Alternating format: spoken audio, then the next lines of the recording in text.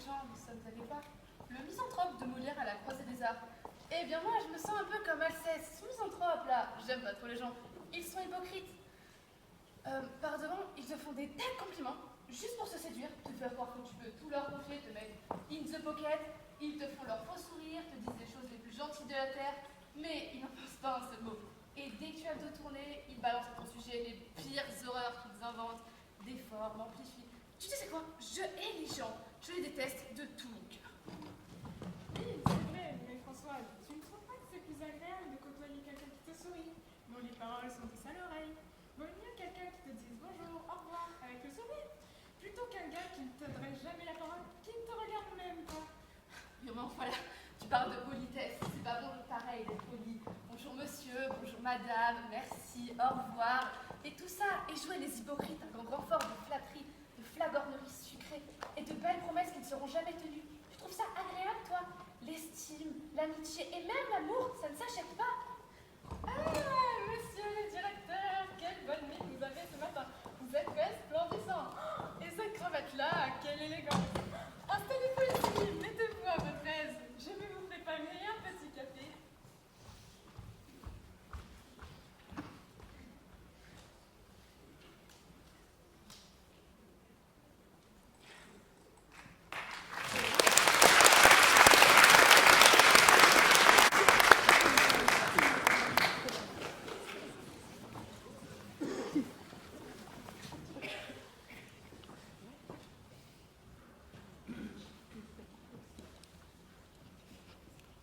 Touchez-la, s'il vous plaît.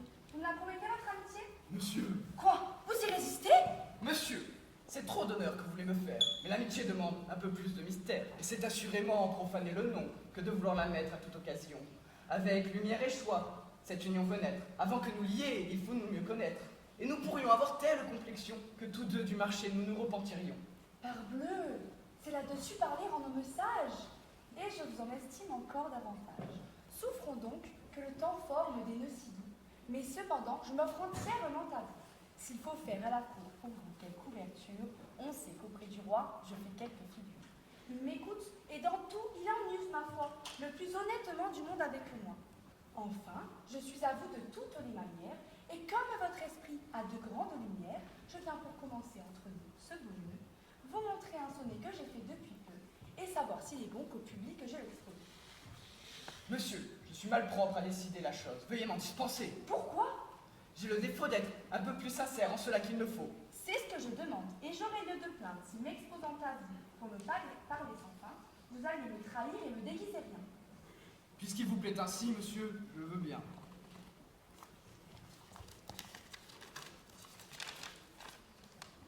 Sonnet. C'est un sonnet. L'espoir. C'est une dame qui, de quelque espérance, avait flatté ma flamme. L'espoir. Ce ne sont point de ces grands vers pompeux, mais de petits vers doux, tendres et langoureux. Nous verrons bien. L'espoir. Je ne sais si le style pourra vous en paraître assez net et facile, et si du choix des mots vous vous contenterez. Nous allons voir, monsieur. Au reste, vous saurez que je n'ai demeuré qu'un quart d'heure à le faire. Voyons, monsieur, le temps ne fait rien à l'affaire. L'espoir, il est vrai, nous soulage et nous berce un temps notre ennui. Mais Phyllis, le triste avantage, lorsque rien ne marche après lui. Je suis déjà charmée de ce petit morceau. Quoi? Vous avez le front de trouver cela beau? Vous eûtes de la complaisance, mais vous en deviez moins avoir, et ne vous pas mettre en dépense pour ne me donner que l'espoir. Oh, qu'en termes galants, ces choses-là sont mises. Morbleu, dit le complaisant, vous louez des sottises. S'il faut qu'une attente éternelle pousse à vous l'ardeur de mon zèle, le trépas sera mon recours. Vos soins ne m'en peuvent distraire. Belle Phyllis, on désespère, alors qu'on espère toujours. La chanson est jolie, amoureuse, admirable. La peste de ta chute, empoisonneur au diable, en eût suffi une à te casser le nez. Je n'ai jamais vu de verre aussi bien tourné. Morbleu, Vous me flattez, vous croyez peut-être? Je ne flatte point. et que fais-tu donc, traître?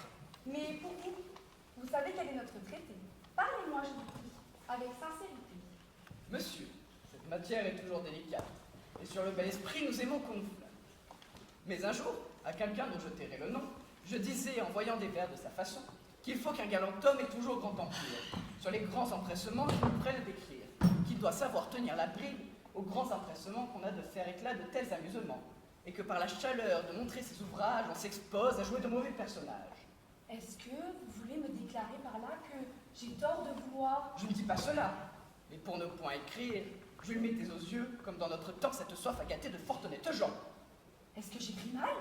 Et le ressemblerai-je? Je ne dis pas cela, mais enfin, lui disais-je, quel besoin si pressant avez-vous de rimer, et qui diantre vous pousse à vous faire imprimer? Si l'on peut pardonner les sorts d'un mauvais livre, ce n'est qu'aux malheureux qui composent pour vivre. Croyez-moi, résistez à vos tentations, dérobez au public ses occupations, et n'allez point quitter, de quoi que l'on vous somme, le nom que dans la cour vous avez d'honnête homme, pour prendre de la main d'un avide imprimeur celui de ridicule et misérable auteur. C'est ce que je tâchais de lui faire comprendre. Voilà qui va fort bien. Et je crois vous entendre. Mais ne puis-je savoir ce que dans mon sonnet... Franchement, les bons à mettre au cabinet.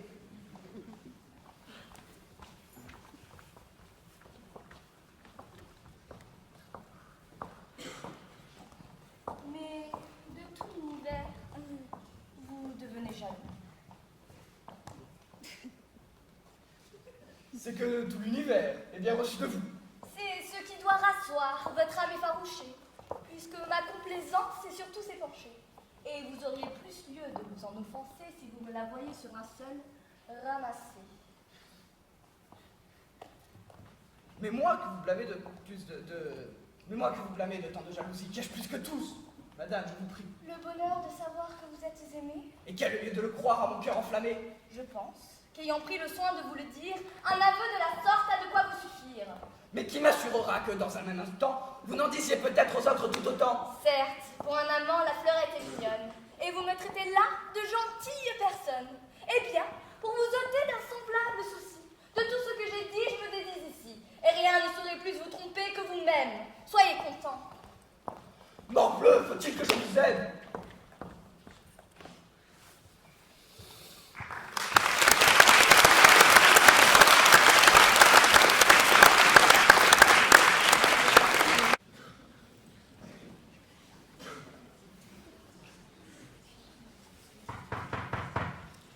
Rattrapez mon chéri, tu peux aller ouvrir s'il te plaît?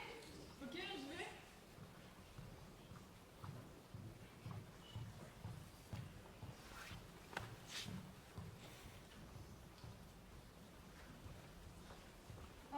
Salut Achille. Je veux dire bonjour à Céline. Comment va-t-elle? Elle est là? Céline, c'est pour toi. Ah, Nicolas! Mais quel bonheur de te voir, quelle mine, quelle allure! Merci Céline. Ma mine n'a rien à envier à la tienne. Tu es resplendissante. Bon, chérie, tu peux aller ouvrir le temps que je sers à boire à Nicolas, s'il te plaît? Qu'est-ce que je te sers? Une bière, un jus de fruits, un verre de vin? Salut Achille, c'est Liliana. J'avais quelques conseils à lui demander sur ma nouvelle création. Je me mets à la peinture. Et puis, tu sais, ta femme est si talentueuse, si belle, si sexy.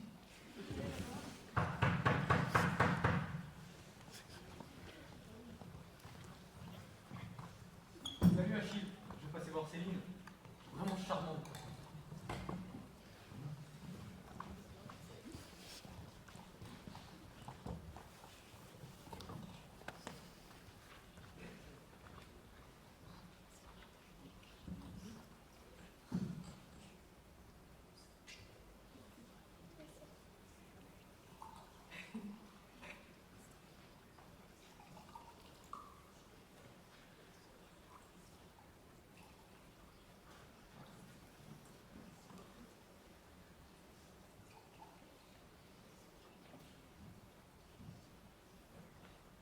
Vous vous souvenez, l'autre jour à l'expo, de ce grand dadais de Tony? Il ne connaissait vraiment rien à la peinture, ce type-là. C'est pas faux. Et il a une façon tellement ridicule de s'habiller, avec son pull bariolé, rayé dans tous les sens et de toutes les couleurs. Il avait l'air d'un harlequin. Ah oui, c'était un mauvais goût! Et l'autre imbécile de Lucas, qui essaye de draguer la conservatrice du musée. Il ne doute de rien, celui-là, avec son hernier et ses allures de pseudo-sportif. qui bombait le torse d'une façon si ridicule, relever les manches de son t-shirt et se caresser les bras pour exhiber ses pseudo-muscles, c'était pathétique. Ah oui, quel don juan celui-là. Il a une telle façon de s'adresser aux femmes en se croyant irrésistible. Oh, c'est à mourir de rire. Il y a aussi l'autre là, comment il s'appelle déjà? Ah oui, Grégoire avec sa décapotale et ses grands airs de grand monsieur. Il tenait sa femme par le cou comme on tient un chien en laisse. La pauvre, elle est mal tombée celle-là. Ah oui, tu parles de Grégoire de la Tourelle. Oh, quelle arrogance ce type, quel snobisme et d'une vulgarité avec sa pauvre Lisa, le parfait contre-exemple du gentleman. Eh bien, les gars, quand vous aurez fini de draguer ma femme et de déblatérer contre la terre entière, peut-être que je pourrai me reposer chez moi et profiter d'un peu d'intimité avec Céline.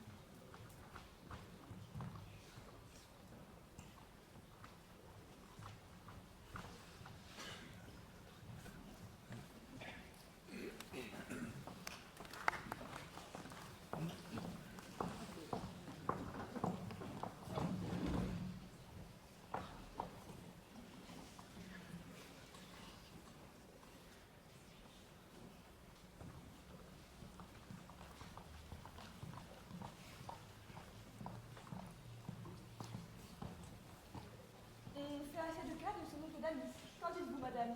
Oui, oui, il est de mes amis. Je le trouve honnête homme. Et d'un air assez sage. Oui, mais il veut trop d'esprit dont j'enrage. Il est gardé sans cesse, et dans tous ses propos, il se travaille à dire de bons mots. Depuis que dans la tête, il s'est mis d'être habile, rien ne touche son goût, tant il est difficile et il veut travailler tout ce qu'on écrit. Et pense que louer n'est pas d'un bel esprit, que c'est être savant que trouver à redire, qu'il n'appartient qu'aux sots d'admirer et de rire, et qu'en n'approuvant rien des ouvrages ou du temps, il regarde toujours au-dessus des autres gens. Conversation même, il retrouve à reprendre. Il y a des propos trop bas pour y daigner descendre. Et les deux bras croisés du haut de son esprit, il regarde en pitié tout ce que chacun dit. Dieu, mesdames, voilà son portrait véritable. Pour bien peindre les gens, vous êtes admirables. Allons, ferme! Poussez, les bons amis de cour. Vous n'en épargnez point et chacun à son tour. Cependant, aucun d'eux à vos yeux ne se montre. Qu'on ne vous vend hâte aller à sa rencontre et d'un baiser flatteur appuyer les serments d'être son serviteur. Pourquoi s'en prendre à nous? Si ce que l'on vous dit vous blesse, il faut que le reproche à madame s'adresse. Non, morbleu, c'est à vous. Et vos rires complaisants tirent de son esprit tous ses traits médisants. Son humeur satirique est sans cesse nourrie par le coupable encens de votre flatterie. Son cœur raillé trouverait moins d'appât s'il n'avait observé qu'on ne l'applaudit pas. C'est ainsi qu'aux flatteurs on doit partout se prendre des vices où l'on voit les humains se répandre.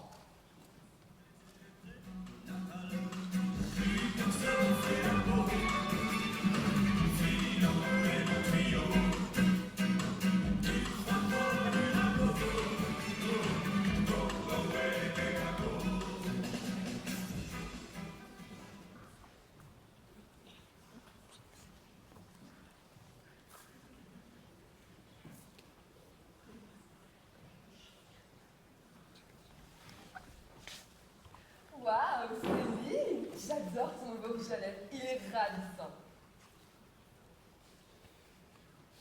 Par contre, ton jean te sert un peu, non? Tu n'aurais pas un peu ici? Faudrait quand même que tu sois un peu plus discrète sur ton maquillage. L'autre jour, j'ai entendu Martin qui parlait à ses copains. Je suis sûre qu'il y avait même Enzo, ton chéri. Vous avez vu, il disait, sa manière de parler, de bouger les fesses avec les 3 pas dans le lycée, avec ses jeans serrés et sa façon de se maquiller. Elle fait du doux à tous les gars du lycée. À mon avis, il n'y a que le train qui lui est pas passé dessus. C'est pour toi que je dis ça. Je comprends. Je te conseille de mettre des tenues moulantes, des coiffures un peu plus sophistiqué, qui font un peu moins vulgaire pour les gens. C'est pour ta réputation, tu comprends? Oh, mais c'est vraiment très gentil de ta part de me donner tous ces conseils, Samantha. Je t'en remercie de tout mon cœur. Mais puisque nous en sommes à nous faire confidence, figure-toi qu'il faut aussi que je t'avoue quelque chose.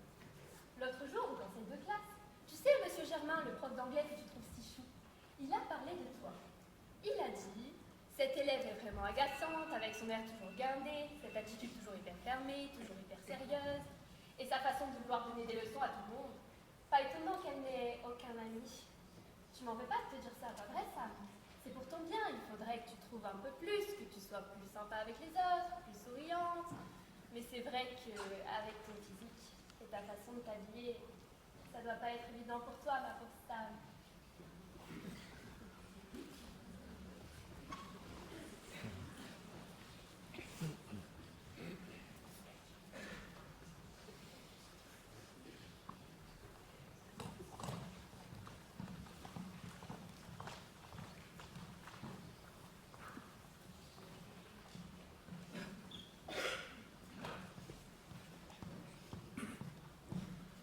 Arsinoé, madame, monte ici pour vous voir. Que me veut cette femme? Eliante, là-bas, est à l'entretenir. De quoi s'avise-t-elle et qui l'a fait venir? Pour prue de consommer, en tout lieu elle passe, et l'ardeur de son zèle. Oui, oui, franche grimace. Ah, quel ressort en ce lieu vous amène? Madame, sans mentir, j'étais de vous en peine. Je viens pour quelque avis que j'ai cru vous devoir. Oh mon Dieu, que je suis contente de vous voir. Leur départ ne pouvait plus à propos se faire. Voulons-nous nous asseoir? Il n'est pas nécessaire, madame. L'amitié doit surtout éclater aux choses qui le plus nous peuvent importer. Et comme il n'en est point de plus grande importance que celle de l'honneur et de la bienséance, je viens, par un avis qui touche votre honneur, témoigner l'amitié que pour vous à mon cœur. Hier, j'étais chez des gens de vertu singulière où, sur vous, du discours, on tourna la matière. Et là, votre conduite avec ses grands éclats, madame, eut le malheur qu'on ne la loua pas. Cette foule de gens dont vous souffrez visite, votre galanterie et les bruits qu'elle excite, trouvèrent des censeurs plus qu'il n'aurait fallu. Eh bien, plus rigoureux que j'en eusse voulu, vous pouvez bien penser quelle partie je suis prendre. Je fis ce que je pus pour vous pouvoir me défendre. Je vous excusais fort sur votre intention et voulu de votre âme être la caution. Mais vous savez qu'il est de choses dans la vie qu'on ne peut excuser, quoi qu'on en ait envie. Et je me vis contrainte à demeurer d'accord que l'air dont vous viviez vous faisait un peu tort. Qu'il prenait dans ce monde une méchante face, qu'il n'est compte fâcheux que partout on en fasse. Et que, si vous le vouliez, tous vos déportements pourraient moins donner prise au mauvais jugement. Non que j'y crois, au fond, l'honnêteté blessée me préserve le ciel d'en avoir la pensée. Mais aux ombres du crime, on prête aisément foi. Et ce n'est pas assez de bien vivre pour soi. Madame, je vous crois l'âme trop raisonnable pour ne pas prendre bien cet avis profitable et pour l'attribuer au mouvement secret d'un zèle qui m'attache à tout vos portraits. Madame, j'ai beaucoup de grâce à vous rendre. Un tel avis m'oblige, loin de mal le prendre. J'en prétends reconnaître à l'instant la faveur par un avis aussi qui touche votre honneur.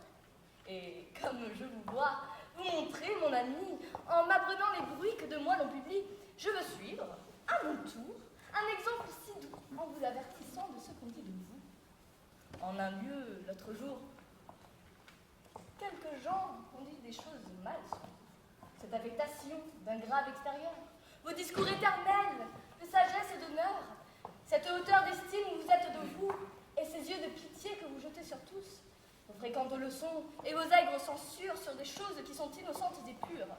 Tout cela, si je puisse vous parler franchement, madame, puis blâmer d'un commun sentiment. À quoi bon, disait-il, cette mine modeste et ce sage dehors que dément tout le reste? Elle est à bien prier exact au dernier point. Mais elle bat ses gens et ne les paye point. Dans tous les lieux dévots, elle étale un grand zèle. Mais elle met du blanc et veut paraître belle. Elle fait des tabous, couvrir l'humidité, mais elle a de l'amour pour les réalités. Moi, contre chacun,